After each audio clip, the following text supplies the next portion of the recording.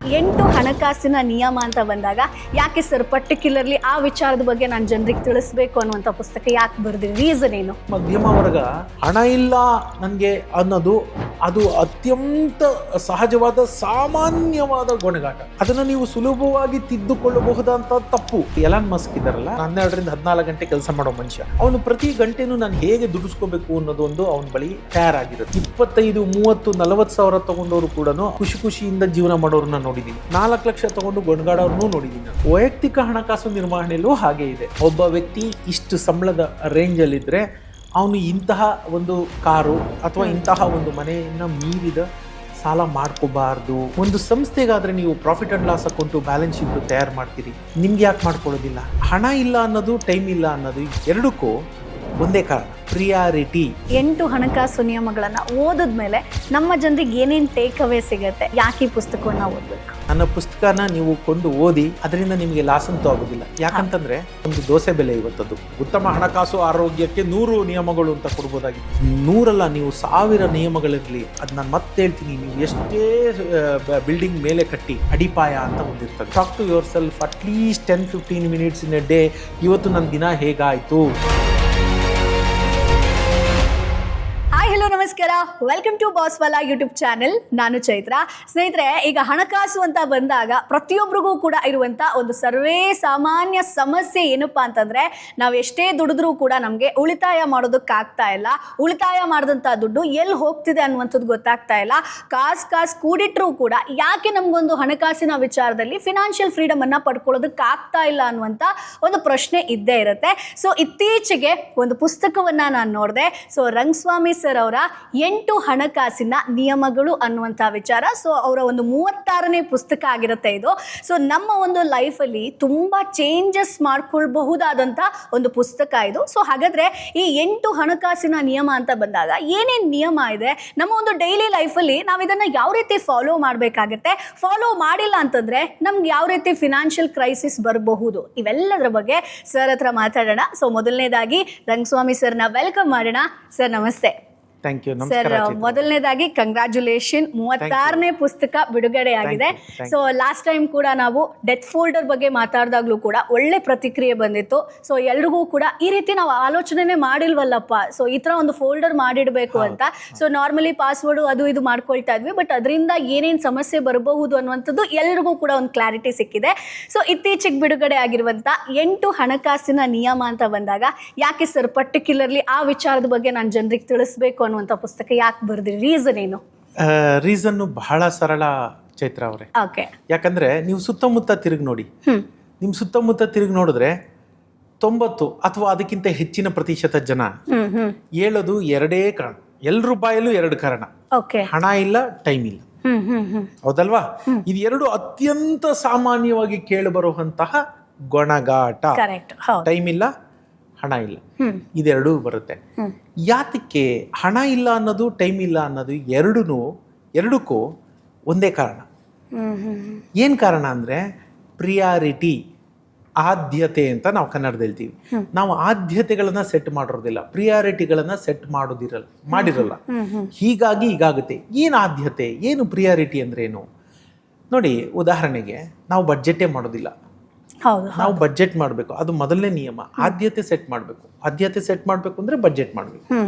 ಏನಪ್ಪಾ ಅಂತಂದ್ರೆ, for example ಒಂದು ಶೂ ಆಯ್ತಾ, ನೀವು ಶೂಗೆ ಒಂದು 2,000ನೋ 3,000ನೋ ನೀವು ಬಡ್ಜೆಟ್ ಮಾಡಿಟ್ಟಿರ್ಬೇಕು. ಇಲ್ಲ, ನಾನು ಮುಂದಿನ ತಿಂಗಳು ನಂದು ಈ ಶೂ ಹಾಕ್ತಾ ಇದೆ, ನಾನು ಪ್ರತಿದಿನ ವಾಕ್ ಮಾಡ್ತೀನಿ ಅಥವಾ ಜಿಮ್ಗೆ ಹೋಗ್ತೀನಿ, ಅಲ್ಲಿ ನಾನು ಕಾರ್ಡಿಯೋ ಮಾಡ್ತೀನಿ, ನನಗೆ ಅದು ಅತ್ಯಂತ ಅವಶ್ಯಕ, ಬೇಕಾಗಬೇಕು ಅಲ್ವಾ? ಸೊ ನೀವೇನ್ ಮಾಡಬೇಕು, ಅದಕ್ಕೆ ಬಡ್ಜೆಟ್ ಮಾಡಿಟ್ಟಿರ್ಬೇಕು.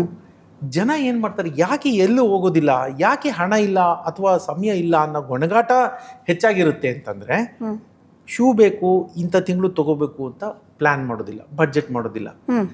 ಈ ತಿಂಗಳು ಬೇಕು, ಹೋಗ್ತಾರೆ ತಗೋತಾರೆ, ಸುಮ್ಮನೆ ತಗೊಬರ್ತಾರ.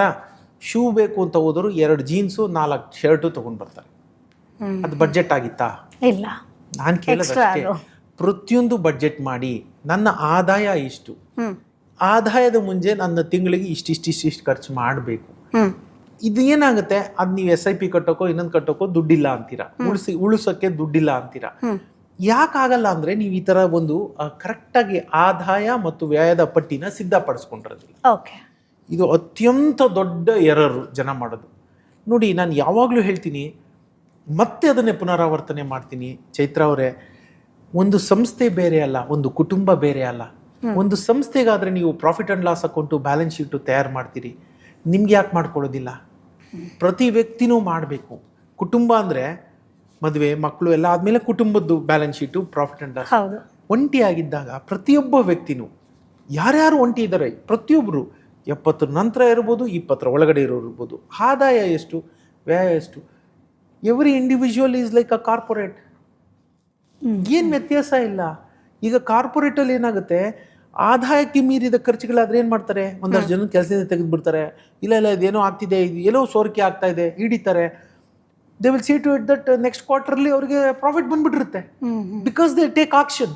ಪ್ರಾಫಿಟ್ ಸ್ವಲ್ಪ ಕಡಿಮೆ ಆಯಿತು ಅಂದಿದ ತಕ್ಷಣ ಅಲಾರಾಮ್ ಸ್ಟಾರ್ಟ್ ಆಗುತ್ತೆ. ಯಾಕೆ ಅಂದರೆ ಅಲ್ಲಿ ಕೂತು P&L ಬ್ಯಾಲೆನ್ಸ್ ಶೀಟು ಮಾಡ್ತಾರೆ. ಯಾರೋ ಒಬ್ರು ಅದನ್ನ ತಯಾರು ಮಾಡಿಸ್ಬಿಟ್ಟು ಕೊಡ್ತಾರೆ. ಅಪ್ಪ ನೋಡಿ, 3 ತಿಂಗಳಲ್ಲಿ ನಿಮ್ಮ ಆದಾಯ 100 ರೂಪಾಯಿ, ವ್ಯಯ 120 ರೂಪಾಯಿ, 20 ರೂಪಾಯಿ ಲಾಸ್ ಆಗೋಯ್ತು ಅಂತ ನಿಮ್ಗೆ ಯಾರೋ ಒಬ್ರು ತಿವ್ದು ಹೇಳೋರು ಇರ್ತಾರೆ. ಇಲ್ಲಿ ನಿಮಗೆ ಯಾರನ್ನ ಅಂತ ಅಕೌಂಟೆಂಟ್ ಯಾರು ಇಟ್ಕೋತೀರಿ? ಅಂತ ಫೈನಾನ್ಷಿಯಲ್ ಡಿಪಾರ್ಟ್ಮೆಂಟ್ ನಿಮ್ಮೊಬ್ರಿಗೆ ಇಟ್ಕೊಳಕ್ ಸಾಧ್ಯನಾ? ಹಾಗಾಗಿ ನಿಮಗೆ ನೀವೇ ದಾರಿದೀಪ. ನೀವೇನು ಮಾಡ್ಕೋಬೇಕು, ಆ ಒಂದು ಪ್ರಾಫಿಟ್ ಆ್ಯಂಡ್ ಲಾಸ್ ಅಕೌಂಟು ನಿಮಗೆ ಸಂಬಂಧಪಟ್ಟದ್ದು ನೀವೇ ತಯಾರು ಮಾಡ್ಕೋಬೇಕು. ಇದು ಮಾಡದೇ ಇಲ್ಲ ಜನ. ಸೊ ನಿಯಮಗಳು, ನಾನು ಅದನ್ನೇ ಹೇಳ್ತೀನಿ, there is a rules for everything. ಎಲ್ಲದಕ್ಕೂ ಒಂದೊಂದು ರೂಲ್ಸ್ ಇದೆ. ಕ್ರಿಕೆಟು, ಚೆಸ್ಸು, ಎಲ್ಲದಕ್ಕೂ ಇದೆಯಲ್ಲ. ಅದೇ ಥರ ಫೈನಾನ್ಷಿಯಲ್ ಲಿಟ್ರಸಿ ಬಗ್ಗೆ ಅಥವಾ ಫೈನಾನ್ಷಿಯಲ್ ಫ್ರೀಡಮ್ ಬಗ್ಗೆ ನಾವು ಪಾಲಿಸಲೇಬೇಕಾದ ಒಂದಷ್ಟು ನಿಯಮಗಳಿದೆ. ಅದು ಜನಕ್ಕೆ ಗೊತ್ತೇ ಇಲ್ಲ. ನೋಡಿ, ನಾನು ಯಾವಾಗಲೂ ಅದನ್ನೇ ಹೇಳ್ತೀನಿ, ಮತ್ತೊಮ್ಮೆ ಅದನ್ನೇ ಪುನರಾವರ್ತಿಸ್ತೀನಿ. ಏನಂದರೆ, ಮೆಡಿಕಲ್ ಸೈನ್ಸಲ್ಲಿ ಪ್ಯಾರಾಮೀಟರ್ಸ್ ಇದೆ. 120/80 ಇರಬೇಕು, ಶುಗರು, BP ಇಷ್ಟಿರಬೇಕು, ಪ್ಲೇಟ್ಲೆಟ್ಸ್ ಎಷ್ಟಿರಬೇಕು, ಪ್ರತಿಯೊಂದಕ್ಕೂ ಇಷ್ಟಿಷ್ಟು ಅಂತ ಒಂದು ಪ್ಯಾರಾಮೀಟರ್ಸ್ ಇದೆ. ನೀವು ಬ್ಲಡ್ ಚೆಕಪ್ ಮಾಡಿಸ್ತೀರಾ, ಅದು ಪ್ಯಾರಾಮೀಟರ್ಸ್ಗಿಂತ ಒಳಗಡೆ ಹೋಗಿದ್ರೆ, ಕಡಿಮೆ ಹೋಗಿದ್ರೆ ಅಥವಾ ಮೇಲ್ಗಡೆ ಅದನ್ನ ಮೀರಿ ಹೋಗಿದ್ರು ಬೋಲ್ಡಲ್ಲಿ ರೆಡ್ಡಲ್ಲಿ ಹಾಕ್ಬಿಡ್ತಾರೆ. ನಿಮ್ದು ಇದು ಪ್ಲೇಟ್ಲೆಟ್ಸ್ ಕಡಿಮೆ ಇದೆ, ನಿಮ್ಮ ಪ್ಲೇಟ್ಲೆಟ್ ಜಾಸ್ತಿ ಇದೆ, ಶುಗರ್ ಲೆವೆಲ್ ಜಾಸ್ತಿ ಇದೆ, ಅಥವಾ ತುಂಬ ಕಡಿಮೆ ಇದೆ, ಅನಿಮಿಯಾ ಇದೆ, ವಾಟ್ ಎವರ್. ಅಲ್ಲಿ ನಿಮ್ಗೆ ಅದನ್ನು ಈ ಪ್ಯಾರಾಮೀಟ್ರಿಂದ ಕಡಿಮೆ ಅಥವಾ ಜಾಸ್ತಿ ಅದ್ರ ಮಧ್ಯದಲ್ಲೇ ಇರಬೇಕು. ಆ ಕಡೆ ಈ ಕಡೆ ಹೋಗಿದ್ರೆ ನಿಮಗೆ ಅಲಾರಂ, ಇದು ಯಾಕೋ ತಪ್ಪಾಗ್ತಾ ಇದೆ ನಿಮ್ಮದು ಹೇಳ್ತಾರಲ್ವಾ. ಹಾಗೆ ಹಣಕಾಸಲ್ಲೂ ಉಂಟು, ದೇರ್ ಇಸ್ ಎ ಪ್ಯಾರಾಮೀಟರ್. ಪ್ರತಿಯೊಂದಕ್ಕೂ ನಿಮ್ದೊಂದು ಪ್ಯಾರಾಮೀಟರ್ ಇದೆ. ಒಂದು ಬಿಸ್ನೆಸ್ ಸ್ಟಾರ್ಟ್ ಮಾಡ್ತು ಅಂತಂದರೆ, ನಿಮ್ಮ ಇನ್ಕಮ್ 100 ರೂಪಾಯಿ ಇದ್ರೆ ಬಿಸ್ನೆಸ್ಸಲ್ಲಿ, ಅಥವಾ ನಿಮ್ಮ ಟರ್ನ್ ಓವರ್ 100 ರೂಪಾಯಿ ಟರ್ನ್ ಓವರ್ ಇದ್ರೆ, ನಿಮ್ಮ ಟರ್ನ್ ಓವರಿನ 10% ಹೆಚ್ಚಿಗೆ ಸಂಬಳ ಇರಬಾರ್ದು. 4-5% ಪ್ರತಿಯೊಂದಕ್ಕೂ. ಹಾಗೆ ನಾನು ಒಂದು ಉದಾಹರಣೆ ಕೊಟ್ಟೆ, ರೆಂಟ್ ಇರಬಾರ್ದು.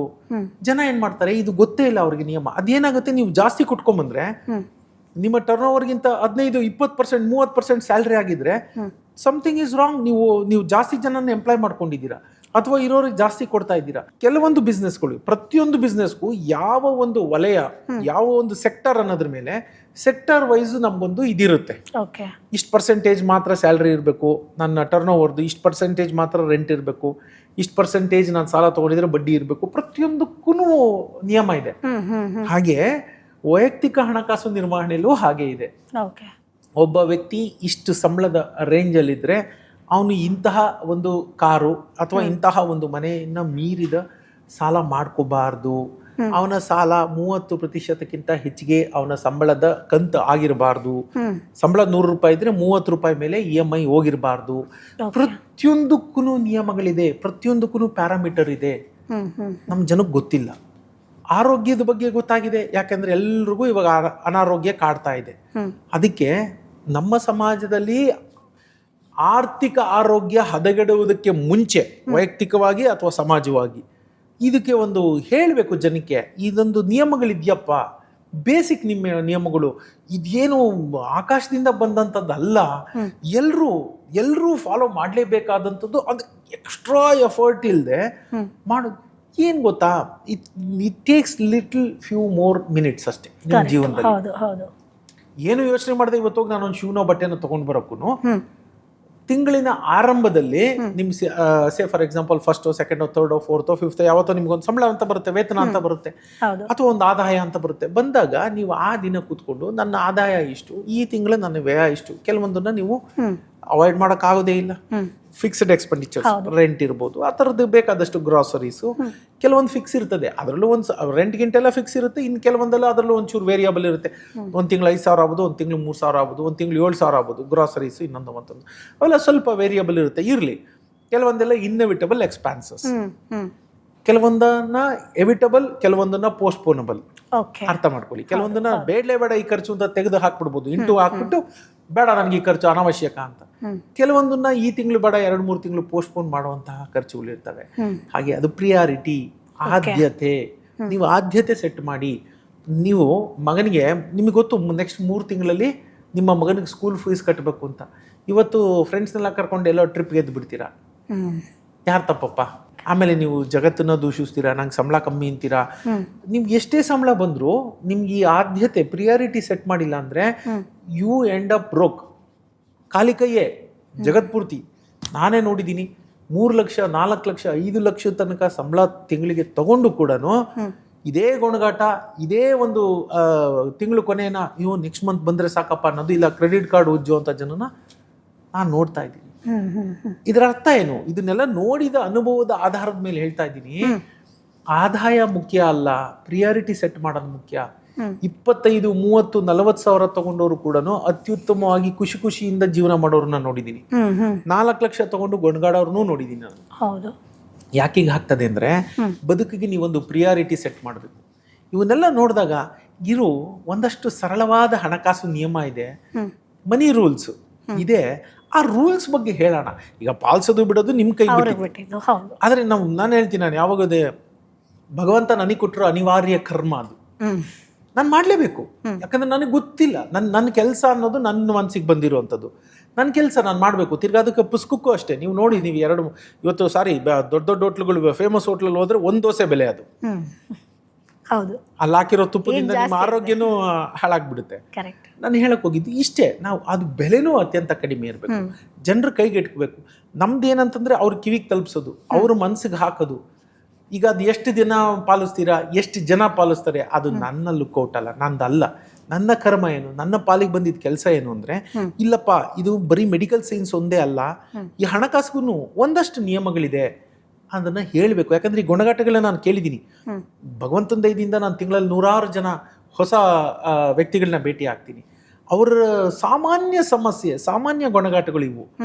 ಈ ಗುಣಗಾಟಗಳು ಯಾಕಾಗ್ತದೆ? ಎಸ್ಪೆಷಲಿ ಮಧ್ಯಮ ವರ್ಗ, ಹಣ ಇಲ್ಲ ನನಗೆ ಅನ್ನೋದು ಅದು ಅತ್ಯಂತ ಸಹಜವಾದ ಸಾಮಾನ್ಯವಾದ ಗುಣಗಾಟ.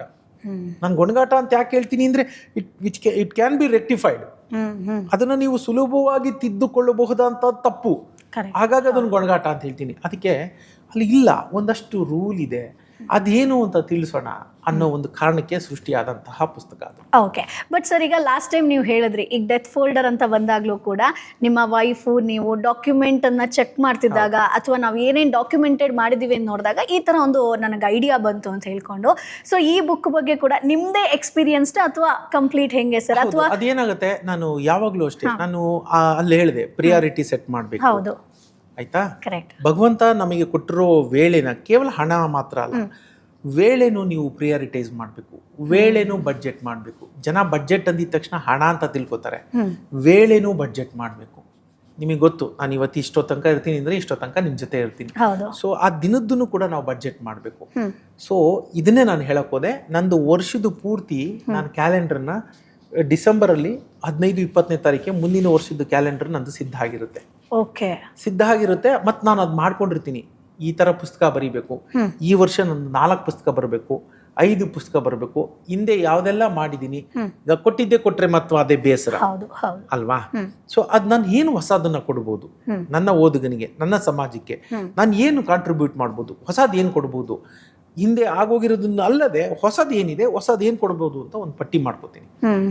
ಕೆಲವೊಮ್ಮೆ ಈಗ ಅಚಾನಕ್ ಆಗಿ ನಿಮ್ ಜೊತೆ ಮಾತಾಡುವಾಗ ನನ್ಗೇನೋ ಒಂದು ಐಡಿಯಾ ಬರುತ್ತೆ, ಸರ್ ನೋಡಿ ಯಾರೋ ಒಬ್ರು ಕಾಮೆಂಟ್ ಹಾಕಿದ್ರು ಇದು ಅಂತ. ಅದು ನನಗೆ ಇಲ್ಲಪ್ಪ ಇದನ್ನ ನಾನು ಮುಂಚೆ ತಗೋಬೇಕು ಅಂತ ಅನ್ಸುತ್ತೆ, ಆಗ ಮಾಡ್ತೀನಿ. ಹೀಗೆ ನಾನು ಪಟ್ಟಿ ತಯಾರು ಮಾಡಿದಾಗ ಈ ವರ್ಷದ ಒಂದು ಪಟ್ಟಿಯಲ್ಲಿ ಅದು ಆಲ್ರೆಡಿ ಇತ್ತು. ಅದು ನಾನೇ ಯೋಚನೆ ಮಾಡೋಂಥದ್ದು ಮಾಡಬೇಕು ಅಂತ ಒಂದಿತ್ತು, ಹಾಗಾಗಿ ಅದಾಯ್ತು. ಈಗ ಅಚಾನಕ್ ಆಗಿ ಈಗ ಡೆತ್ ಫೋಲ್ಡರ್ ಅಂತದ್ದು ಅದೇನಾಗುತ್ತೆ, ಒಂದು ಅಚಾನಕ್ ಆಗಿ ಬಂದ್ಬಿಡುತ್ತೆ ಅದು. ಆಗೇನಾಗುತ್ತೆ, ಇಲ್ಲ ಇದು ಅತಿ ಅವಶ್ಯಕ ಅಂದಾಗ ಹಳೆದನ್ನ ಬದಿಗಿಟ್ಟು ನಾನು ಸ್ವಲ್ಪ ನನ್ನ ಒಂದು ಶೆಡ್ಯೂಲ್ ಏನಿದೆ ಓಕೆ ಅದರಲ್ಲಿ ಮಾಡಿಫಿಕೇಶನ್ ಮಾಡ್ಕೋತೀನಿ. ಉಳಿದಂತೆ ಇಡೀ ವರ್ಷಕ್ಕೆ ನಾನು ಹೀಗಿರಬೇಕು, ಹೀಗೆ ಮಾಡಬೇಕು. ನಾನು ಯಾವಾಗಲೂ ಹೇಳ್ತೀನಿ, ಒಂದು ಕನಸು ಬೇಕು ಮನುಷ್ಯನಿಗೆ, ಒಂದು ಕನಸು ಬೇಕು. ಆಮೇಲೆ ನೀವು ಅದನ್ನು ಪ್ಲ್ಯಾನ್ ಮಾಡಬೇಕು. ನೀವು ಇಡೀ ಜಗತ್ತನ್ನು ನೋಡಿ, 95ರಿಂದ 99 ಜನ ಏನು ಮಾಡ್ತಾರೆ, ಗೌಜಾಗಿ ಬದುಕ್ತಾರೆ. ಹಾಪಜಾರ್ಡ್ ಅಂತಾರೆ ಅದನ್ನ, ಇಂಗ್ಲೀಷ್ ಪದ ಕರೆಕ್ಟಾಗಿ ಹೇಳಬೇಕು ಅಂದರೆ ಅಂದರೆ ಯಾವುದನ್ನು ಪ್ಲ್ಯಾನ್ ಮಾಡೋದಿಲ್ಲ. 24 ಗಂಟೆ ಇವತ್ತು ದಿನ ನನಗೂ ಕಳೆಯುತ್ತೆ, ನಿಮಗೂ ಕಳೆಯುತ್ತೆ, ಪ್ರತಿಯೊಬ್ಬರಿಗೂ ಕಳೆದೋಗುತ್ತೆ. ಆ ದಿನನ ಹೇಗೆ ನನ್ನ ಒಳಿತಿಗೆ ಬಳಸ್ಕೋಬೇಕು ಅನ್ನುವ ಒಂದು ಸಣ್ಣ ಪರಿಜ್ಞಾನ ನಿಮ್ಗೆ ಇದ್ದುಬಿಟ್ರೆ ಅದು ಬಹಳ ಸುಂದರ ಆಗುತ್ತೆ, ಬಹಳ ಅಚ್ಚುಕಟ್ಟಾಗಿ ದಿನ ಸಾಗುತ್ತೆ. ಹಾಗೆ ನೀವು ಅದನ್ನು ಬಡ್ಜೆಟ್ ಮಾಡಿ, ಆ ಟೈಮ್ ಬಡ್ಜೆಟ್ ಮಾಡಿ.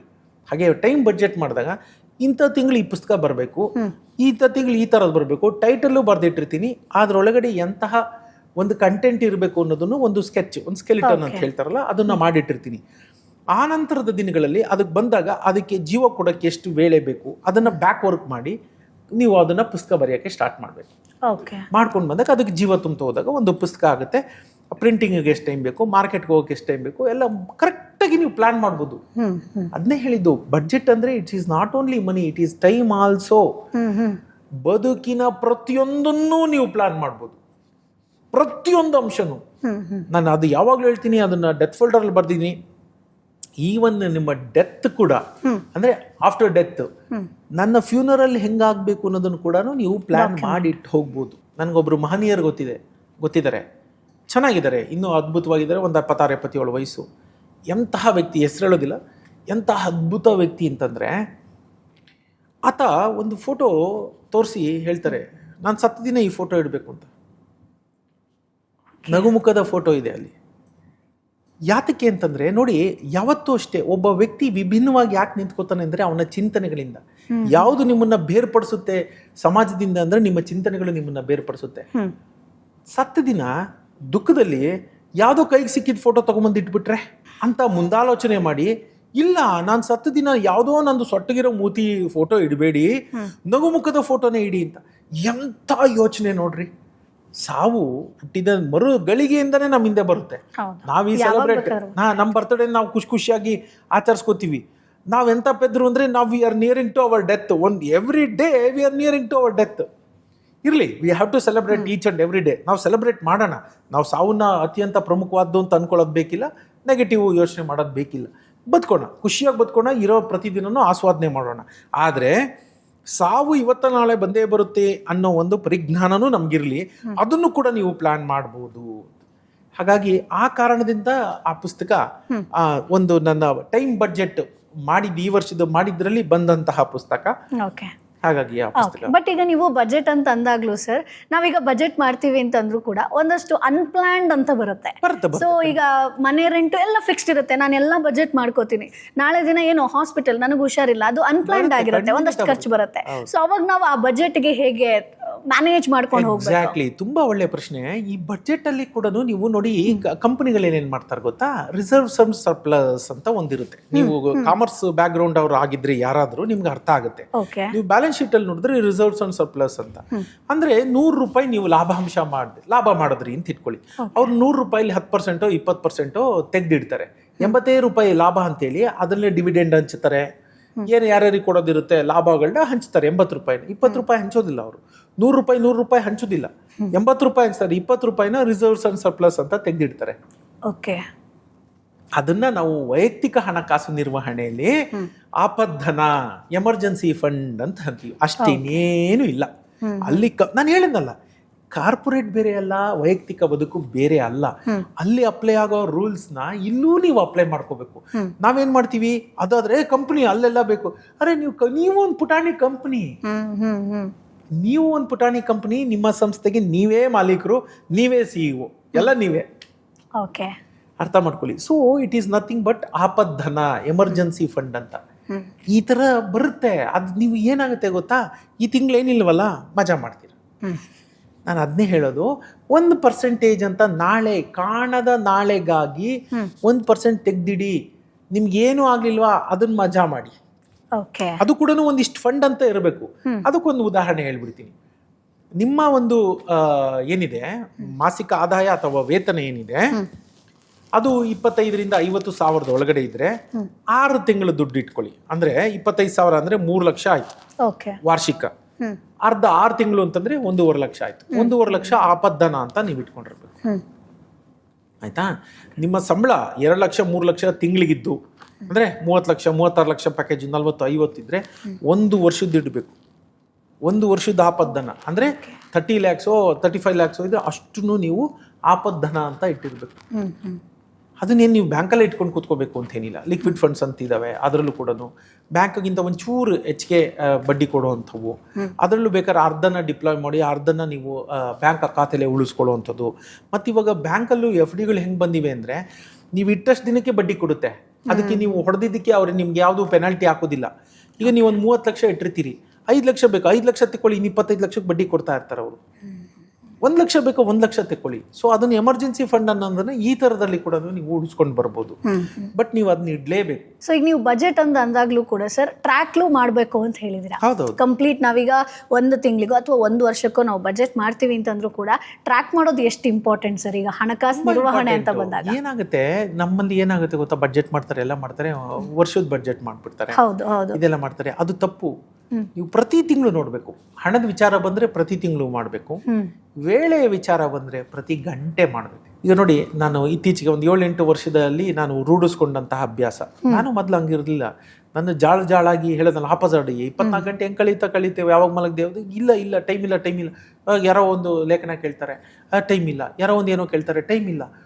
ಏನಕ್ಕೂ ಟೈಮ್ ಇಲ್ಲ ಅಂದ್ರೆ ಏನಾಗ್ತಿದೆ? ಟೈಮ್ ಇರ್ಲೇಬೇಕಲ್ಲ ಅಲ್ವಾ? ಆಗ ಈಗ ಎಲಾನ್ ಮಸ್ಕ್ ಇದ್ದಾರಲ್ಲ, ಆತ ಒಂದು ಟೆಕ್ನಿಕ್, ನಾನು ಅದನ್ನು ಒಂದು ಇಂಟರ್ವ್ಯೂ ನೋಡಿದೆ. ಅದು ನೋಡಿದಾಗ ನಾನು ಅಯ್ಯೋ ಹೌದಲ್ವಾ, ಹೇಗೆ ಒಬ್ಬ ವ್ಯಕ್ತಿ ವಿಭಿನ್ನ ಆಗಿ ನಿಂತ್ಕೋತಾನೆ ಕೋಟಿ ಜನರಿಂದ. ಜನ ಹೇಳ್ತಾರೆ ಅವ್ನು ಏಲಿಯನ್ನು ಅಲ್ಲೆಲ್ಲಿಂದನೋ ಬಂದ್ಬಿಟ್ಟಿದ್ದಾನೆ, ಹಾಗೆ ಹೇಗೆ ಅಂತ ಅವನ ಬಗ್ಗೆ ಮಾತಾಡ್ತಾರೆ. ನಾನು ಕಣ್ಣಿಗೆ ಕಂಡಿಲ್ಲದ ಬಗ್ಗೆ ನಾನು ಜಾಸ್ತಿ ಹೇಳಲಾರೆ. ಆದರೆ ಆ ವ್ಯಕ್ತಿ ಏನೋ ಒಂದು ಅಡಾಪ್ಟ್ ಮಾಡ್ಕೊಂಡಿದ್ದಾನೆ. Why not me, let me try ಅನ್ನೋದೊಂದು. ಆತ ಯಾವಾಗಲೂ ಹೇಳ್ತಾನೆ, ನೀವು ಇಡೀ ದಿನ ನೋಡ್ಕೊಂಬಿಟ್ರೆ ಆ ದಿನದಲ್ಲಿ 8-10 ಗಂಟೆ ಏನೋ ಹಾಳಾಗ್ಬಿಟ್ಟಿರ್ಬೋದಲ್ಲ. ಸೊ ಎವ್ರಿಗೆ 1 ಗಂಟೆ ಆದ್ಮೇಲೆ ಜಸ್ಟ್ 2-3 minutes ನೀವೇನು ಅದು 1 ಗಂಟೆ ಏನಾಯ್ತು ಅಂತ 1 ಗಂಟೆ ಯೋಚಿಸೋ ಅವಶ್ಯಕತೆ ಇಲ್ಲ. 2-3 ನಿಮಿಷ ನಾನು ಅನ್ಕೊಂಡಂಗೆ ಆಯ್ತಾ, ಈ 1 ಗಂಟೆ ನಾನು 1 ಗಂಟೆ ಬೆಳಿಗ್ಗೆ ಒಂದು ಅರ್ಧ ಗಂಟೆ ನಾನು ಇಮೇಲ್ ನೋಡಬೇಕು, ಇಮೇಲ್ ರೆಸ್ಪಾಂಡ್ ಮಾಡೋಕೆ 1 hour ಇಟ್ಟಿದ್ದೀನಿ ಅಂತ ಇಟ್ಕೊಳ್ಳಿ. ಅವ್ನು CEO, ದೊಡ್ಡ ಸಂಸ್ಥೆ, ಅವ್ನಿಗೆ ಬೇಕಷ್ಟು ವೇಳೆ. ನಾನು ನಿಜಕ್ಕೂ ಅದನ್ನ ಕಳೆದ್ನಾ, ಎಲ್ಲ ಇಮೇಲ್ನ ಚೆಕ್ ಮಾಡಿದ್ನಾ, ಯಾರ್ಯಾರಿಗೆ ರೆಸ್ಪಾಂಡ್ ಮಾಡಬೇಕು ಅವ್ರಿಗೆಲ್ಲರೂ ರೆಸ್ಪಾಂಡ್ ಮಾಡಿದ್ನಾ ಅಂತ ಆ 3 ನಿಮಿಷದಲ್ಲಿ ಅವ್ನು ರಿವ್ಯೂ ಮಾಡ್ತಾನೆ. ನೆಕ್ಸ್ಟ್ 1 ಗಂಟೆ ಏನಿರುತ್ತೆ, ಅವ್ನು ಎವ್ರಿ ಗಂಟೆ ಅವನು 12ರಿಂದ 14 ಗಂಟೆ ಕೆಲಸ ಮಾಡೋ ಮನುಷ್ಯ. ಅವನು ಪ್ರತಿ ಗಂಟೆನೂ ನಾನು ಹೇಗೆ ದುಡಿಸ್ಕೋಬೇಕು ಅನ್ನೋದೊಂದು ಅವನ ಬಳಿ ತಯಾರಾಗಿರುತ್ತೆ. ಹಾಗೆ ಹಿಂದಿನ ದಿನನೇ ತಯಾರು ಮಾಡಿಟ್ಟಿರ್ತಾನೆ. ಪ್ರತಿ ಗಂಟೆಯ ನಂತರ 1 or 2 minutes he pauses himself and he looks back. ನಂದು 1 ಗಂಟೆ ಸರಿಯಾಗೋಯ್ತಾ ಅಂತ. ಯಾಕಂದ್ರೆ ನೀವು 10 ಗಂಟೆ ಕಳೆದ ನಂತರ ಇಡೀ ದಿನ ಹಾಳಾಗ್ಬಿಟ್ಟಿರುತ್ತೆ. ಅವ್ರು ಹೇಳ್ತಾರೆ, ಆಯ್ತು 1 ಗಂಟೆ ನಾನು ಹೇಳ್ದಂಗೆ ಕಳೆದಿಲ್ಲ, ಹೋಯ್ತು, ನೆಕ್ಸ್ಟ್ ಗಂಟೆನಾರೋ ಕಳಿಬೇಕು. ಸೊ ಆ 1 ಗಂಟೆನ ನೀವು ಸರಿಯಾಗಿ ಸಶಕ್ತವಾಗಿ ಬಳಸ್ಕೊಂಡ್ರಿ, ನೀವು ಬಿಟ್ಬಿಟ್ರೆ 10 ಗಂಟೆನೂ ಹಾಳಾಗೋಯ್ತಲ್ಲ. ಇವತ್ತು ನೀವು ಅಮೆಝಾನಲ್ಲಿ ಒಂದು ಇದಿದೆ, ಒಂದೊಳ್ಳೆ ಪ್ರಾಡಕ್ಟ್ ಇದೆ, ನೀವು ನೋಡಿ, ಟೈಮರ್ ಬರುತ್ತದು. ಅದು ನೀವು 30 ಸೆಕೆಂಡು 1 ಗಂಟೆ ಎಷ್ಟಕ್ಕೆ ಬೇಕಾದ್ರೂ ಟೈಮರ್ ಸೆಟ್ ಮಾಡ್ಬೋದು. ಒಳ್ಳೆ ಪ್ರಾಡಕ್ಟ್ ಇದೆ. ಏನಾಗುತ್ತೆ, ಬಹಳಷ್ಟು ಜನ ಏನೋ ಮಾಡ್ತಾ ಇರ್ತಾರೆ. ದೊಡ್ಡ ವ್ಯಕ್ತಿಗಳೇ, ನಾನು ಜನಸಾಮಾನ್ಯರ ಬಗ್ಗೆ ಹೇಳ್ತಿಲ್ಲ, ಅತ್ಯಂತ ಯಶಸ್ವಿ ವ್ಯಕ್ತಿಗಳು ಮುಳುಗೋಗ್ಬಿಡ್ತಾರೆ ಯಾವುದೋ ಒಂದು ಕೆಲಸದಲ್ಲಿ. ಈ ರಿಸರ್ಚ್ ಮಾಡ್ತಾ ಇರ್ತಾರೆ, ಗೂಗಲ್ ಮಾಡ್ತಾ ಇರ್ತಾರೆ, ಚಾಟ್ GPT 120 ಏನೋ ನೋಡ್ತಾ ಇರ್ತಾರೆ. ಎಷ್ಟು ಮುಳುಗೋಗಿರ್ತಾರೆ ಅಂದರೆ, ಅವ್ರ ವೇಳೆ ಇರುತ್ತೆ 1 hour ಅಷ್ಟೇ ಇದಕ್ಕೆ ಸಮಯ ನಂದು ಅಂತ. ಆದರೆ ಅವ್ರಿಗೆ ಗೊತ್ತಾಗಲ್ಲ, 4 ಗಂಟೆ 5 ಗಂಟೆ ಅದೇ ವಸ್ತುವಿನ ಬಗ್ಗೆ ಅವ್ರು ಎಷ್ಟು ಅನ್ಕೊಂಡಿರ್ತಾರೆ, ಇನ್ನೂ ಇಂಟ್ರೆಸ್ಟಿಂಗ್ ಇರುತ್ತೆ, ಡೀಪ್ ಹೋಗ್ತಾ ಇರ್ತಾರೆ. ಅದಕ್ಕೆ ಅವ್ರು ಏನು ಮಾಡ್ತಾರೆ, ಆ ಟೈಮರ್ ಸೆಟ್ ಮಾಡ್ತಾರೆ. ಅದು ಟೈಮ್ ಆಗಿದ ತಕ್ಷಣ ಆಯ್ತು, ನಂದು 1 ಗಂಟೆ ಇದು ಕೊಟ್ಟದ್ದು 1 ಗಂಟೆ ಆಯ್ತು, ಅದನ್ನ ತಗೊಂಡ್ಬಿಡಿ, ಅದನ್ನ ತಗೊಳ್ಳಿ. ಜನಸಾಮಾನ್ಯರು ಪ್ರತಿಯೊಬ್ಬರು ಅಡಾಪ್ಟ್ ಮಾಡ್ಕೊಳ್ಳಿ. ಪ್ರತಿ ಗಂಟೆನೂ ನೀವು ನಿಮಗೆ ಬೇಕಾದಂಗೆ ನೀವು ಬಳಸ್ಕೊತಾ ಹೋಗೋದು. ಸೊ ನಾನು ಅದನ್ನೇ ಹೇಳ್ತಾ ಹೋದೆ, ವೇಳೆ ಇರ್ಬೋದು, ಹಣ ಇರ್ಬೋದು, ಬಜೆಟ್ ಮಾಡಿ. ವೇಳೆ ನೀವು ಹೇಳಿದ್ರಿ ಎಷ್ಟು how frequently V should revisit the work what we have done ಅಂದ್ರೆ, ಹಣಕಾಸಿನ ವಿಚಾರದಲ್ಲಿ ವಾರಕ್ಕೊಂದಿನ ವೆರಿ ಗುಡ್. ಆದರೆ ನೀವು ಅಷ್ಟ್ರ ಮಟ್ಟಿನ ಖರ್ಚು ಮಾಡದೇ ಇರೋರು ಇದು ಇಲ್ಲ ಅಂದ್ರೆ ತಿಂಗಳಿಗೆ ಒಮ್ಮೆನಾದ್ರೂ ಸರಿನೇ ನಾವು ಮಾಡಿದ ಬಡ್ಜೆಟ್ ನಮ್ದು ಇದು ಸರಿಗಿದ್ಯಾ ಅನ್ಬೇಕು. ವೇಳೆ ವಿಚಾರದಲ್ಲಿ ಬಂದ್ರೆ ನೋ ಕಾಂಪ್ರಮೈಸ್, ಎವ್ರಿ ಗಂಟೆ ನೋಡ್ಬೇಕು. ನನ್ಗೆ ಅದಾಗಲ್ಲ ಅನ್ನೋಂಥವ್ರು ಅಟ್ಲೀಸ್ಟ್ ದಿನದ್ದು, ನನ್ನ ದಿನ ಇವತ್ತು ಹೇಗಾಯ್ತು, ಇವತ್ತು ಕಮ್ಯುನಿಕೇಶನ್, ಇದು ಎರಾ ಆಫ್ ಕಮ್ಯುನಿಕೇಶನ್. ಲಕ್ಷಾಂತರ ಮೈಲಿ ದೂರ ಇರೋರ ಜೊತೆ ಮಾತಾಡ್ತಾ ಇರ್ತೀವಿ, ನಮ್ಮ ಜೊತೆ ನಾವು ಮಾತಾಡ್ತೀವಿ. ಸಂವಹನದ ಕೊರತೆ. So talk to yourself at least 10-15 minutes in a day. ಇವತ್ತು ನನ್ನ ದಿನ ಹೇಗಾಯ್ತು ಅನ್ನೋದ್ರ ಬಗ್ಗೆ ಸ್ವಾವಲೋಕನ ಮಾಡ್ಕೊಳ್ಳಿ. ನಾನೇನೋ ಇವತ್ತೊಂದು ಆಡಬಾರ್ದು ಮಾತು, ಎರರು ಅಥವಾ ತಪ್ಪು ನನ್ನ ಬಾಯಿಂದ ಏನೋ ಆಗಿತ್ತು, ಅದು ನಿಮ್ಮನ್ನ ಕಾಡಬೇಕು. ದಿನದ ಅಂತ್ಯದಲ್ಲಿ ಕೂತಾಗ, ಈಗ ನನಗೆ ಗೊತ್ತಾಗಲ್ಲ, ಏನೋ ನಾನು ಮಾತಾಡ್ಬಿಟ್ಟಿರ್ತೀನಿ. ದಿನದ ಅಂತ್ಯದಲ್ಲಿ ಕೂತು ಇವತ್ತು ಹೆಂಗಾಯ್ತು, ಚೈತ್ರ ಅವ್ರ ಜೊತೆ ನಾನು ಏನು ಮಾತಾಡಿದೆ ಅಂದಾಗ ಇಡೀ ಇದನ್ನ ಅದು ಫ್ಲ್ಯಾಶ್ ಬ್ಯಾಕ್ ಮಾಡುತ್ತೆ, ನಿಮ್ಮ ಮನಸ್ಸು ಮಾಡುತ್ತೆ. ಪ್ರತಿಯೊಬ್ಬರು ಅಷ್ಟು ಯೋಗ್ಯರಿದ್ದಾರೆ, ನಾನು ನನ್ನ ಬಗ್ಗೆ ಅಂತ ಹೇಳ್ಕೊತಾ ಇಲ್ಲ. ಅದು ನಿಮಗೆ ಅದು ಒಂದು ತಗೊಂಡೋಗುತ್ತೆ, ರೀಲ್ ಥರ, ಫಿಲ್ಮ್ ರೀಲ್ ಥರ ಎಲ್ಲ ಫ್ಲ್ಯಾಶ್ ಬ್ಯಾಕ್ ಕೊಡುತ್ತೆ. ನಾನು ಆ ಮಾತು ಆಡಬಾರ್ದಾಗಿತ್ತು ಅಂತ ನಿಮ್ಮ ಆತ್ಮ ನಿಮ್ಗೆ ಹೇಳುತ್ತೆ. ಆತ್ಮಾವಲೋಕನ ತುಂಬ ಇಂಪಾರ್ಟೆಂಟು. ಕಡೇ ಪಕ್ಷ ದಿನಕ್ಕೊಂದ್ಸರಿನಾದರೂ ವೇಳೆ ವಿಚಾರದಲ್ಲಿ, ಕಡೇ ಪಕ್ಷ ತಿಂಗಳಿಗೊಮ್ಮೆ ಹಣಕಾಸಿನ ವಿಚಾರದಲ್ಲಿ ನಾವು we should revisit and reanalyse what we have done. Okay, but ಈಗ ಸರ್ ನೀವು 8 ಹಣಕಾಸು ನಿಯಮ ಅಂತ ಫಿಲ್ಟರ್ ಮಾಡಿದಾಗ, ಈಗ ನಿಯಮಗಳು ಅಂತ ಬಂದಾಗ ಸಾಕಷ್ಟು ನಮಗೆ ಆ್ಯಡ್ ಆನ್ ಆಗ್ತಾ ಹೋಗುತ್ತೆ. ಸೊ ಯಾವುದೇ ಒಂದು ರೂಲ್ಸ್ ಅಂತಂದ್ರೂ ಕೂಡ ಓಕೆ ಇದನ್ನು ನಾವು ಅಪ್ಲೈ ಮಾಡ್ಕೋಬೇಕು ಅಂತ. ಬಟ್ ಹೆಂಗೆ ಫಿಲ್ಟರ್ ಮಾಡಿದ್ರಿ, ಯಾಕೆ ಇದು ಬೆಸ್ಟು? ಈಗ ನಿಮ್ಮ ಆಡಿಯನ್ಸು ಮಧ್ಯಮ ವರ್ಗದವರ ಅಥವಾ ದುಡ್ಡಿದ್ದವರ ಅಥವಾ ಹಣದ ಅರಿವು ಇಲ್ದಿರೋರ, ಹೆಂಗೆ ನೀವು? ಇದರಲ್ಲಿ ನಾನು ಹೇಳ್ತೀನಿ, ಹೆಣ್ಣು ಗಂಡು ಅಂತ ಇಲ್ಲ, ಬಡವ ಶ್ರೀಮಂತ ಅಂತ ಇಲ್ಲ, 10 ವರ್ಷದ ವರ್ಷ 20 ವರ್ಷದ ಹುಡುಗ 80 ವರ್ಷದ ಹುಡುಗ ಅಂತಿಲ್ಲ, ಯಾವುದು ಇಲ್ಲ. ಹಣಕಾಸಿನ ವಿಚಾರ ಬಂದಾಗ ಯಾವ ಭೇದ ಭಾವನೂ ಇಲ್ಲ. There is no bifurcation. ಜಾತಿ ಇಲ್ಲ, ಧರ್ಮ ಇಲ್ಲ, ಮತ್ತೊಂದಿಲ್ಲ. ಗಾಳಿ ಬೆಳಕು ನೀರು ಹೇಗೋ ಹಣ ಹಾಗೆ ಪ್ರತಿಯೊಬ್ಬರಿಗೂ ಈಕ್ವಲಿ ಬೇಕು. ಹೇಗೆ ಹಣ ನೀರು ಗಾಳಿ ಊಟ ಮತ್ತೊಂದು ಬೆಳಕು ಇಲ್ದಿದ್ರೆ ಎಲ್ಲರೂ ಪರಿತಪಿಸ್ತಾರೋ ಹಾಗೆ ಹಣ ಇಲ್ದಿದ್ರು ಪರಿತಪಿಸ್ತಾರೆ. ಹಾಗಾಗಿ ಇದು ಯಾವ ಒಂದು ವರ್ಗಕ್ಕೂ ಅಥವಾ ಅದನ್ನೇನೋ ಬೈಫರ್ಕೇಟ್ ಮಾಡಿ ಇಲ್ಲ ಇದು ನಾನು ಶ್ರೀಮಂತರನ್ನ ಮನಸ್ಸಲ್ಲಿ ಇಟ್ಕೊಂಡು ಬರ್ದೆ ಮಧ್ಯಮ ವರ್ಗದ ಇಲ್ಲ, ಇದು ಎಲ್ಲರೂ ಮಾಡಲೇಬೇಕಾದ. ನಾನು ಏನ್ ಹೇಳ್ತಾರೆ, ಹಚ್ಚನೆಯ ಆರೋಗ್ಯಕ್ಕೆ 100 ಹಣಕಾಸಿನ ನಿಯಮಗಳು ಅಂತ ಹೆಡ್ಡಿಂಗ್ ಕೊಡ್ಬೋದಾಗಿತ್ತಲ್ಲ. ನಾನು ಉತ್ತಮ ಹಣಕಾಸು ಆರೋಗ್ಯಕ್ಕೆ 100 ನಿಯಮಗಳು ಅಂತ ಕೊಡ್ಬೋದಾಗಿತ್ತು. 100 ನೀವು 1000 ನಿಯಮಗಳಿರಲಿ. ಅದು ನಾನು ಮತ್ತೆ ಹೇಳ್ತೀನಿ, ನೀವು ಎಷ್ಟೇ ಬಿಲ್ಡಿಂಗ್ ಮೇಲೆ ಕಟ್ಟಿ ಅಡಿಪಾಯ ಅಂತ ಒಂದಿರ್ತದೆ, ಫೌಂಡೇಶನ್. ಹಾಗೆ ಅವು ಫೌಂಡೇಶನ್ ಪಾಲಿಸಲೇಬೇಕಾದಂಥವು. ಇವುಗಳಲ್ಲಿ ನೀವು ಎರರ್ ಮಾಡಿ ನಾನು ಇನ್ನೇನೋ ಮಹತ್ತರ ಸಾಧನೆ ಮಾಡ್ತೀನಿ ಅಂದ್ರೆ ಸಾಧ್ಯ ಇಲ್ಲ ಅಂತ ನಾನು ಬಹಳ ಆತ್ಮವಿಶ್ವಾಸದಿಂದ ಹೇಳ್ತೀನಿ. ಇವನ್ನೇ ನೀವು ಸರಿಯಾಗಿ ಮಾಡಿಲ್ಲ ಅಂದ್ರೆ ಇನ್ ಮಿಕ್ಕದವನ್ನ ಯಾವುದನ್ನು ನೀವು ಮಾಡೂ ಪ್ರಯೋಜನ ಇಲ್ಲ, ನೀವು ಮಾಡೋದೂ ಇಲ್ಲ ಅನ್ನುವಂತಹ ಅಧಿಕಾರಯುತವಾಗಿ ಆತ್ಮವಿಶ್ವಾಸದಿಂದ ಹೇಳ್ತಾ ಇದ್ದೀನಿ. ಆ ಕಾರಣದಿಂದ ನಾನು ಒಂದಷ್ಟು ಬೇಸಿಕ್ ಅಂತ ಹೇಳ್ತೀನಿ. ಹೌದು ಹೌದು, ಮೂಲಭೂತ ಅದನ್ನೇ ಚೇಂಜ್ ಮಾಡ್ಕೊಂಡ್ರೆ ಲೈಫ್ ಚೆನ್ನಾಗಿರುತ್ತೆ ಸರ್. ಅವೇ ಮೂಲಭೂತ, ಅದು ಫಂಡಮೆಂಟಲ್ಸ್ ಅಷ್ಟೇ, ನನ್ನ ಮೂಲಭೂತ ನಿಯಮಗಳವು. ಹಾಗಾಗಿ ಅದನ್ನ ಕೊನೆಗೆ ಅಷ್ಟು ಮಾಡಿ 8 ನಿಯಮಗಳು ಅಂತ ಇಳಿಸಿದ್ದು. ಅದು 9 ಆಗ್ಬೋದಾಗಿತ್ತಲ್ಲ, 7 ಆಗ್ಬೋದಾಗಿತ್ತಲ್ಲ, ಸಪ್ತಸೂತ್ರಗಳು ಅನ್ಬೋದಾಗಿತ್ತಲ್ಲ. ಹಾಗಲ್ಲ, ನಾನು ಹೇಳಿದ್ನಲ್ಲ, ಪ್ರತಿಯೊಂದಕ್ಕೂ ಒಂದು ಇದಿರ್ತದೆ ಪ್ಯಾರಾಮೀಟರ್. ಹಾಗೆ ಇವು ಮಾಡಲೇಬೇಕಾದಂಥವು. ಇವು time budget, budgeting, basically budget, prioritising things. ಕೆಲವೆಲ್ಲ ನೀವು ಏನು ಮಾಡ್ತೀರಾ ಅದಿಲ್ಲದೆ ನೀವು ನಾನೇನೋ ಮಹತ್ತರವಾದ ಸಾಧನೆ ಮಾಡಿಬಿಡ್ತೀನಿ. ಹೆಂಗೆ ಮಾಡ್ತೀಯಪ್ಪ? ಬೇಸಿಕ್ಕೇ ಇಲ್ಲ. ನಾನು PhD ಮಾಡ್ತೀನಿ. ಅರೆ ನೀನು SLC ಫೇಲು, ನಿನ್ನ ಹತ್ರ SLCನೇ ಇಲ್ಲ, ಇನ್ನೂ ಸರ್ಟಿಫಿಕೇಟ್. ಒಂದು ಬೇಸಿಕ್ ಬೇಕಲ್ಲ. ಅಥವಾ ಅದನ್ನ ಇನ್ನೊಂದು ಥರ ಹೇಳಬೇಕು ಅಂದರೆ, ನಿನಗೆ ಕನ್ನಡ ಓದೋಕ್ಕೆ ಬರೆಯೋಕ್ಕೆ ಬರೋದಿಲ್ಲ, but you are dreaming of becoming a Kannada lecturer. ಹಂಗಾಯ್ತು, ಫಸ್ಟ್ ಕನ್ನಡ ಅಕ್ಷರ ಕಲಿ. ನೀವು ಆಗಲ್ಲ ಅಂತ ನಾನು ಹೇಳಲ್ಲ ಯಾವತ್ತೂ. ಯಾವುದೇ ವಯಸ್ಸಿನಲ್ಲಿ ನೀವು ಕನ್ನಡ ಲೆಕ್ಚರರ್ ಆಗ್ಬೋದು, ಅಷ್ಟೇ. ಹಾಗೆ ಇದು ಮಾಡಲೇಬೇಕಾದಂಥದ್ದು. ಸರ್, ಈಗ ನಾವು ಮಾತನಾಡ್ತಾ ನಮ್ಮ ಆಡಿಯನ್ಸ್ಗೊಂದು ಕ್ಯೂರಿಯಾಸಿಟಿ ಬಿಲ್ಡ್ ಆಗಿರ್ಬೋದು. ಈಗ ಬಜೆಟ್ ಬಗ್ಗೆ ನೀವು ಹೇಳ್ಕೊಟ್ರಿ. ಸೊ ಇನ್ನೇನು ಈ ಪುಸ್ತಕದಲ್ಲಿದೆ, ಈ 8 ಹಣಕಾಸಿನ ಬಗ್ಗೆ, ನಿರ್ವಹಣೆ ಅಥವಾ ನಿಯಮಗಳ ಬಗ್ಗೆ ಅವ್ರಿಗೆ ತಿಳ್ಕೋಬೇಕು ಅಂತಂದರೆ ಅವ್ರ ಬುಕ್ಕನ್ನು ಓದಲೇಬೇಕು. ಸೊ ಸಿಂಪಲ್, ನಾನು ಲಿಂಕನ್ನು ಡಿಸ್ಕ್ರಿಪ್ಷನಲ್ಲಿ ಕೊಟ್ಟಿರ್ತೀನಿ. ಸೊ ನೀವು ನೇರವಾಗಿ ರಂಗಸ್ವಾಮಿ ಸರ್ ಅವರ 8 ಹಣಕಾಸಿನ ನಿಯಮಗಳು ಈ ಪುಸ್ತಕವನ್ನು ಬೈ ಮಾಡಿ ಓದ್ಬೋದು. ಸೊ ಸಾಕಷ್ಟು ನಿಮ್ಮ ಲೈಫಲ್ಲಿ ಬದಲಾವಣೆಯನ್ನು ನೀವು ಮಾಡ್ಕೊಳ್ಬೋದು.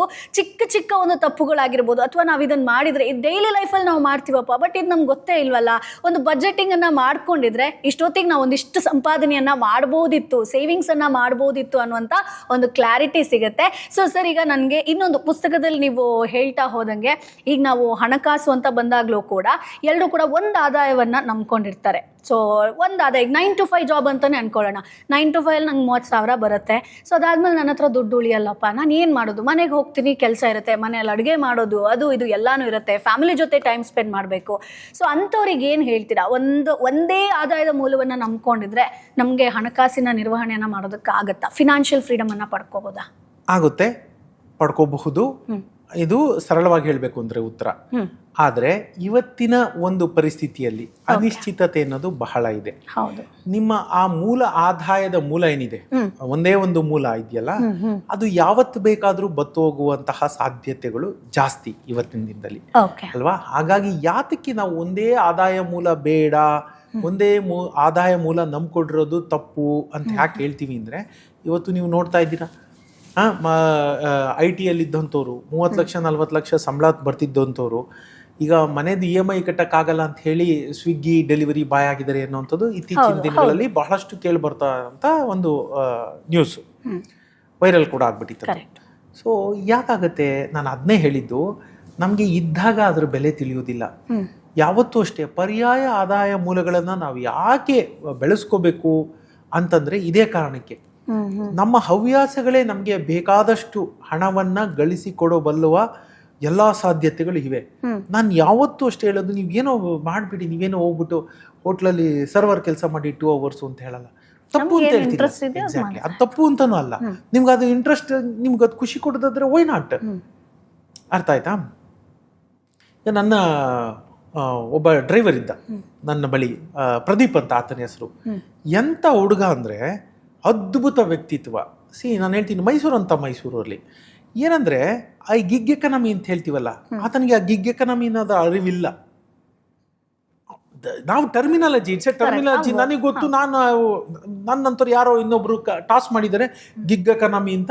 ಸೊ ನಾನು ಅದನ್ನ ಹೇಳ್ತಿದ್ದೀನಿ. ಆತನಿಗೆ ಆ ಗಿಗ್ ಎಕನಮಿ ಅಂದ್ರೆ ಏನು ಅಂತ ಗೊತ್ತಿಲ್ಲ. ಆದ್ರೆ he has adapted to the gig economy so well. Gig economy ಅಂದ್ರೆ ಏನು ಅನ್ನೋದು ಗೊತ್ತಿಲ್ಲದೇ ಆತ ಗಿಗ್ ಎಕನಮಿಗೆ ಎಷ್ಟು ಚೆನ್ನಾಗಿ ಅಡಾಪ್ಟ್ ಆಗಿದ್ದಾನೆ ಅಂತಂದ್ರೆ, ಆತ ನಂದಿನಿದೇನೋ ಒಂದು ಕೆಲಸ ತಗೊಂಡಿದ್ದಾರೆ, ಡಿಸ್ಟ್ರಿಬ್ಯೂಷನ್, ಅದನ್ನ ಮಾಡ್ತಾರೆ. ಅದರಲ್ಲಿ ಏನಾರ ವೇಳೆ ಮಿಕ್ತಾ ಆಟೋ ಓಡಿಸ್ತಾರೆ, ಅದರಲ್ಲಿ ವೇಳೆ ಮಿಕ್ತಾ ಸ್ವಿಗ್ಗಿ ಬಾಯ್ ಆಗಿ ಕನ್ವರ್ಟ್ ಮಾಡ್ತಾರೆ. ನಾನಿವತ್ತೆಲ್ಲೋ ಹೋಗ್ಬೇಕು, ಅವ್ರಿಗೆ ಬಿಡುವಿನ ದಿನ ಆಯ್ತಾ ಬರ್ತೀಯಾ ಅಂತ ಹೇಳಿ ನನ್ನ ಜೊತೆ ಬೆಂಗಳೂರಿಗೆ ಬಂದು ಹೋಗ್ತಾರೆ. ನನ್ನ ಸ್ನೇಹಿತರ ವಲಯದಲ್ಲಿ ಯಾರಿಗೋ ಏನೋ ಕೆಲಸ ಆಗಬೇಕು, 1 hour 2 hourದು, ಯಾರನ್ನೋ ಕರ್ಕೊಂಡೋಗಿ ಪಿಕಪ್ ಮಾಡು, ಬಿಟ್ಬಿಡು, ಇಲ್ಲಿ ಕರ್ಕೊಂಬಂದ್ಬಿಡು, ಆಸ್ಪತ್ರೆ ಕರ್ಕೊಂಡೋಗು, ಯಾರೋ ಹಿರಿಯ ನಾಗರಿಕಿದ್ದಾರೆ. It's A gig. ಇಷ್ಟೇ ಗಿಗ್ಗು. ಒಂದೇ ಸ್ಥಿರವಾದ ಕೆಲಸ ಅಂತ ಇಲ್ಲ. ಒಂದಿನದಲ್ಲಿ ಆತ 4 ಥರದ ಕೆಲಸ ಮಾಡಿರ್ತಾನೆ, 4 ಡಿಫ್ರೆಂಟ್ ವ್ಯಕ್ತಿಗಳಿಗೆ. ಏನ್ ಗಿಗ್ ಎಕನಮಿ ಅಂದ್ರೆ, ನೀವು ಮಾಡ್ತೀನಿ ಅಂತಂದ್ರೆ ಕೆಲಸ ಇದೆ. ಎಂಥ ವಿಪರ್ಯಾಸದ ದಿನಗಳಲ್ಲಿ ನಾವು ಬದುಕ್ತಾ ಇದ್ದೀವಿ ಅನ್ನೋದಕ್ಕೆ ಇನ್ನೊಂದು ಉದಾಹರಣೆ ಹೇಳ್ತೀನಿ. ಒಂದು ಉದಾಹರಣೆ ಹೇಳಿದೆ ನೋಡಿ, ಈ ಹುಡುಗ, ನಾನು ಯಾವಾಗ ತುಂಬಾ ಆತನ ಪ್ರೀತಿಸ್ತೀನಿ, ಗೌರವಿಸ್ತೀನಿ, ಅದನ್ನ ಆತನಿಗೂ ಹೇಳಿದ್ದೀನಿ. ಈ ವಿಡಿಯೋನ ನನಗೆ ಕಳಿಸ್ಕೊಡಿ, ಅವನಿಗೆ ಕಳಿಸ್ತೀನಿ. ಯಾಕಂದ್ರೆ ನೋಡಿ, ನಾವು ಗೌರವಿಸ್ಬೇಕು. ಅದರ ಅರಿವಿಲ್ಲದೆ ಆತ ಅದನ್ನ ಅಡಾಪ್ಟ್ ಮಾಡ್ಕೊಂಡಿದ್ದಾನೆ. ಅರ್ಥ ಇಷ್ಟೇ, ಈಸ್ ಓಪನ್ ಮೈಂಡೆಡ್. ಅವನು ಕ್ಲೋಸ್ ಮಾಡ್ಕೊಂಡಿಲ್ಲ ಬ್ರಾಕೆಟ್. ಆತ ಅಂತಲ್ಲ, ನಾವೆಲ್ರಿಗೂ ನಾವು ಅಡಾಪ್ಟ್ ಮಾಡ್ಕೋಬೇಕಾಗಿದೆ. ಆತನಿಂದ ಕಲಿಬೇಕಾದಂಥ ಒಂದು ಗುಣ ಇದು. ನಾನೇನೋ ಮಹಾ ದೊಡ್ಡ ವ್ಯಕ್ತಿ ಅಂತ ನೀವು ಕೂತ್ಕೊಂಡ್ರೆ ನಿಮ್ಮ ಮನೆಗೆ ಯಾರೂ ಬಂದು 10 ಪೈಸೆ ಕೊಡೋದಿಲ್ಲ. ಹೋಗಿ ಎದ್ದೋಗಿ ಸಮಾಜದ ಜೊತೆ ಬೆರೀರಿ.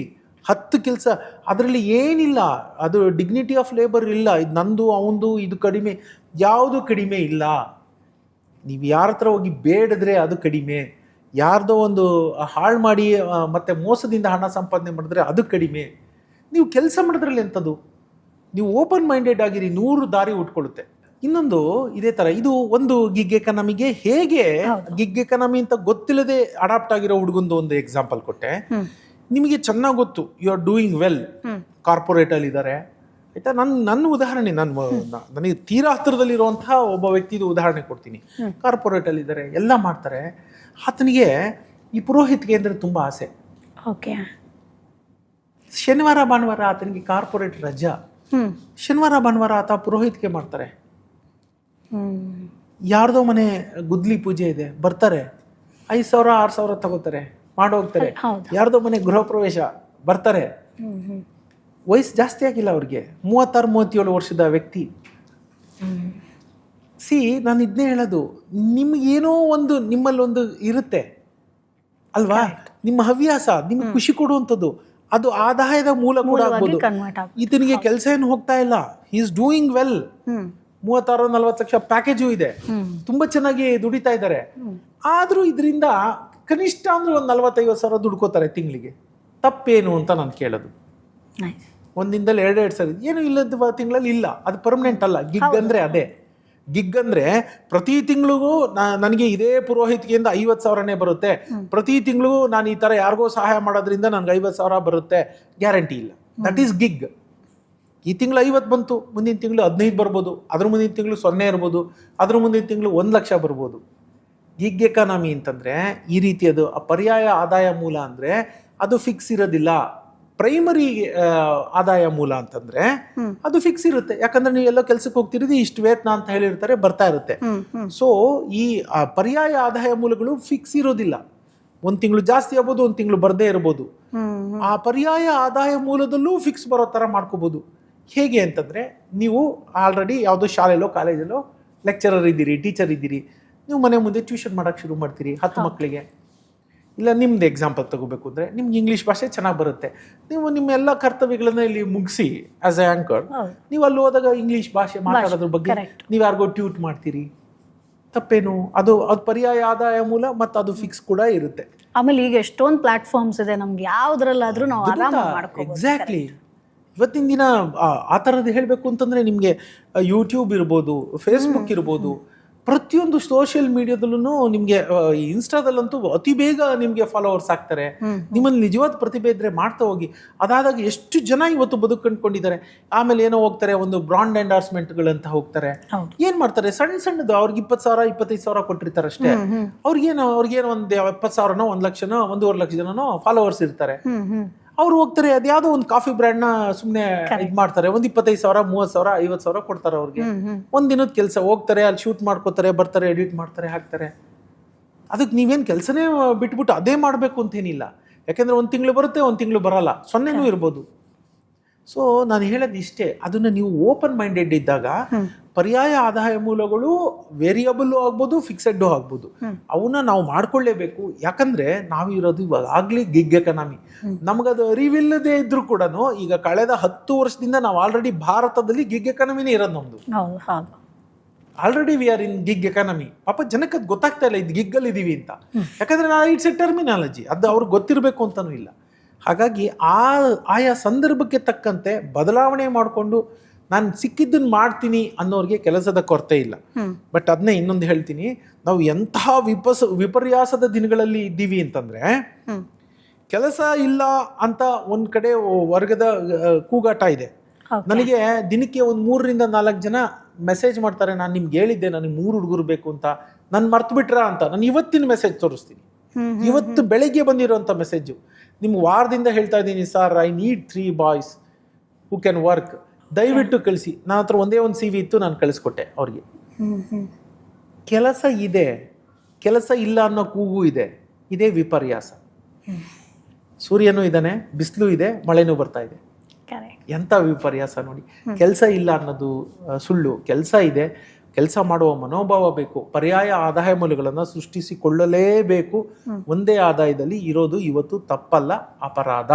ಓಕೆ ಸರ್, ಕೊನೆಯದಾಗಿ ನಿಮ್ಮ ಒಂದು ಪುಸ್ತಕ 8 ಹಣಕಾಸು ನಿಯಮಗಳನ್ನು ಓದಿದ್ಮೇಲೆ ನಮ್ಮ ಜನರಿಗೆ ಏನೇನು ಟೇಕ್ ಅವೇ ಸಿಗುತ್ತೆ? ಸೊ ಕೊನೆಯದಾಗಿ ಏನು ಹೇಳ್ತೀರಾ, ಯಾಕೆ ಈ ಪುಸ್ತಕವನ್ನು ಓದಬೇಕು? ನಾನು ಸಿಂಪಲ್ ಆಗಿ ಹೇಳ್ತೀನಿ, ನನ್ನ ಪುಸ್ತಕನ ನೀವು ಕೊಂಡು ಓದಿ, ಅದರಿಂದ ನಿಮಗೆ ಲಾಸ್ ಅಂತೂ ಆಗೋದಿಲ್ಲ. ಯಾಕಂತಂದ್ರೆ, ಪ್ರಥಮವಾಗಿ ನೀವು ಒಂದು ದೋಸೆ ಬೆಲೆ ಇವತ್ತದು ಹೆಚ್ಚಿಗೆ ಇಲ್ಲ, ಪುಸ್ತಕದ ಬೆಲೆ. ನಾ ಅದಕ್ಕೋಸ್ಕರ ಅಂತಾನೆ ಅದ್ರ ಬೆಲೆ ಜಾಸ್ತಿ ಇರಬಾರ್ದು ಅನ್ನೋ ಒಂದು ಕಾರಣಕ್ಕೇನೆ ಅದನ್ನ ಮಾಡಿರುವಂಥದ್ದು. ಯಾಕಂದ್ರೆ ಹೆಚ್ಚು ತಲುಪಲಿ ಅನ್ನೋ ಒಂದು ಕಾರಣ.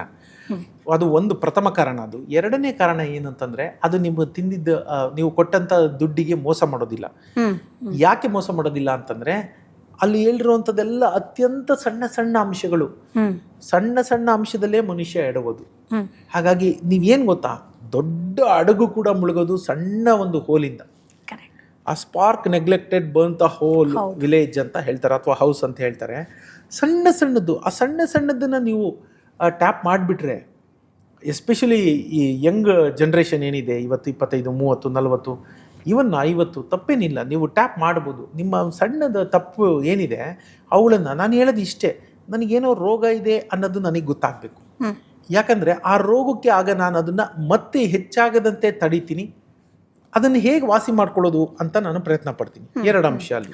ಹಾಗೆ ಇದನ್ನು ನೋಡಿದಾಗ ನಾನು ಏನು ತಪ್ಪು ಮಾಡ್ತಿದ್ದೆ, ಆ ತಪ್ಪನ್ನು ನಿಲ್ಲಿಸ್ತೀರಿ, ಅದು 1 ಅಂಶ. ಆ ತಪ್ಪನ್ನು ತಿದ್ಕೊಂಡು ಹೇಗೆ ನಾನು ಮುಂದಕ್ಕೆ ಹೋಗಬೇಕು ಅನ್ನೋದನ್ನ ತಿರ್ಗಿ ಅದನ್ನು ಅವೆರಡು ಅಂಶನ ನಿಮಗೆ ಆ ಪುಸ್ತಕದಿಂದ ನಿಮಗೊಂದು ಕ್ಲಾರಿಟಿ ಖಂಡಿತ ಸಿಗುತ್ತೆ. Okay, so thank you so much sir. So ಸದ್ಯಕ್ಕೆ ರಂಗಸ್ವಾಮಿ ಸರ್ 8 ಹಣಕಾಸು ನಿಯಮಗಳ ಬಗ್ಗೆ ಒಂದಷ್ಟು ಗ್ಲಿಮ್ಸನ್ನು ಕೊಟ್ಟಿದ್ದಾರೆ. ಸೊ ಕಂಪ್ಲೀಟಾಗಿ ಹೇಳಿಬಿಟ್ರೆ ಸೊ ಎಲ್ಲ ಇಲ್ಲೇ ಸಿಕ್ಬಿಡುತ್ತೆ. ಸೊ ಹಾಗಾಗಿ ಖಂಡಿತ ಪುಸ್ತಕವನ್ನು ಓದಿ. ಸೊ ನಮ್ಮ ದಿನಚರಿ ಏನಿರುತ್ತೋ ಅದು ಖಂಡಿತ ಈ ಪುಸ್ತಕ ಓದಿದ್ಮೇಲೆ ಬದಲಾವಣೆ ಆಗುತ್ತೆ. ಸೊ ಹಣಕಾಸಿನ ಒಂದಷ್ಟು ವಿಚಾರದಲ್ಲಿ ನಾವು ಸ್ಟ್ರಿಕ್ಟ್ ರೂಲ್ಸ್ಗಳನ್ನು ಖಂಡಿತ ಫಾಲೋ ಮಾಡ್ತೀವಿ. ಒಂದು ಡಿಸಿಪ್ಲಿನ್ ಅಂತೂ ಬರೋದು ಖಂಡಿತ. ಸೊ ಹಾಗಾಗಿ ಈ ಪುಸ್ತಕ ಬೇಕು ಅಂತಂದರೆ ಡಿಸ್ಕ್ರಿಪ್ಷನಲ್ಲಿ ಲಿಂಕನ್ನು ಕೊಟ್ಟಿರ್ತೀನಿ, ನೇರವಾಗಿ ಬೈ ಮಾಡ್ಬೋದು. ಸೊ ಮುಂದಿನ ಎಪಿಸೋಡಲ್ಲಿ ಮತ್ತಷ್ಟು ವಿಚಾರದ ಬಗ್ಗೆ ಮಾತನಾಡ್ತೀವಿ. ಅಲ್ಲಿವರೆಗೂ ಬೈ ಬಾಯ್. ಬ್ರ್ಯಾಂಡ್ ಪಾರ್ಟ್ನರ್ಶಿಪ್ ಮತ್ತು ಜಾಹೀರಾತಿಗಾಗಿ ಸಂಪರ್ಕಿಸಿ brand@bosswala.com. WhatsApp number 9108014192.